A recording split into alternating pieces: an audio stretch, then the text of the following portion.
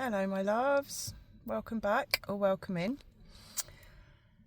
So I'm feeling into the energy, the air energy of thoughts. Now when we think a thought in itself, it's not yet a thing, it's energy.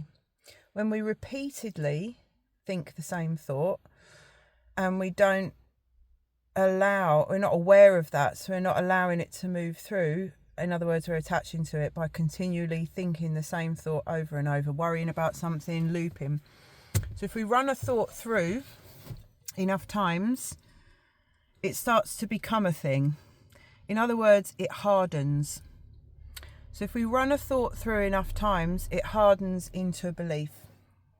If we run a belief through enough times, it hardens into a perspective. If we hold a perspective for long enough, then it becomes our way of being. And then it is literally like a construct. It's like a physical thing because it boxes us in. So it's an etheric, I can't get my words out, an etheric structure, right? But the point is it hardens. When we fixate on thoughts, they harden. So that airy element cannot move through. And that's where the blockages start. So when our thoughts harden and we become rigid in the way that we think about ourselves, in the way that we think about life and other people, then those constructs in the mind actually box us off. And a lot of humanity they're living in a box in their mind. It's important to understand that when we're looking at a thought, or when you're in a now moment with a process that's going on in your mind, it's energy. So you can change it. You can change its state because essentially it's movement, it's elemental energy. When you go against the flow of that movement and consciously or unconsciously stop in and harden a thought, we're then making it a structure within our being which is much harder to dismantle, because you're not just looking at dealing with a moving thought, then you're then looking at dismantling a whole structure which houses your thoughts. So a lot of people, when they're thinking a thought, it's just something that they're there and they're entertaining it, they're going along with it. In other words, identifying with it. And we forget the very simple premise that if something doesn't feel good, then it isn't in alignment with our true nature. Now, there's a lot of different whys around that, or why that is, or what it means. But essentially, if we can give up the yeah buts and the what ifs, if we're thinking a thought that doesn't feel good, then it's not in line with our organic nature, and it's somewhere where we're not free. So it's showing us where we have an attachment and we're not free. Now, this concept of freedom is a huge one at the moment. A lot of us are looking at it in many different ways. How to live more freely, how to create communities, how to be free from control systems. And there's many layers to that, but essentially the freedom begins with the way that we think about ourselves. Many of us are still chained in self-sabotaging, self-doubting, and what I call base thoughts. In other words, we're still in fear, we're still in the what ifs, we're still in the yeah buts. So it doesn't matter what new concept from the higher mind comes in, it doesn't matter what great inspiration or idea we might get, if we are stuck in a box where it's a limitation, then we cannot perceive ourselves outside of that box. We cannot perceive a world where anything else is possible beyond those limitations, because our perception, our consciousness is literally stuck in that bandwidth, stuck in that box. So this is why the mind work, apart from just wanting to feel more peaceful, more at ease with self, and actually like ourselves and have a happy life, yeah, regardless of circumstances. That's the baseline, fundamental, rudimental level of working with the mind. Other than that, we're expanding. We are conscious co-creators as a soul in a human body. We are literally the highest technology, completely untapped. We barely even know what our full potential and capacity is yet. So if we're looking at embodying our potential as a co-creator of reality, then we're moving beyond just baseline happiness, contentment, survival. We're moving into thriving. Many of you are getting visions and dreams about the type of life that you want, and it makes no sense. Many of you are getting pulls and being magnetized towards things that feel very abstract and have no logical structure, but it's the logical structures that we need to break out of in our mind. It's the logical boxes that we've been put into that have the limitations and essentially represent the old patriarchal structure of what is possible and what isn't. So pulling back in from the bigger vision, the bigger dream, which feels unattainable because the thoughts we're thinking in this now moment aren't a match for it. Because the identity of ourself that we've been up until now has never even dared to dream that, or can't understand how it's going to happen. So therefore it must be impossible. But the how is not our job.